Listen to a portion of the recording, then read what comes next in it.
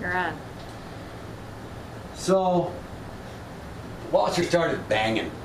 I mean, banging loud. It was like, it sounded like it was going to explode.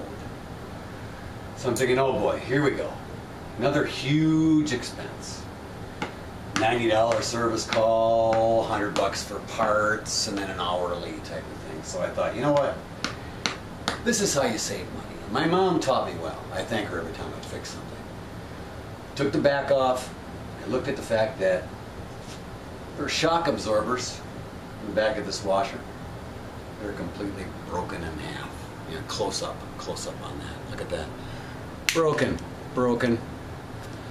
So I went online, ascertained the part number,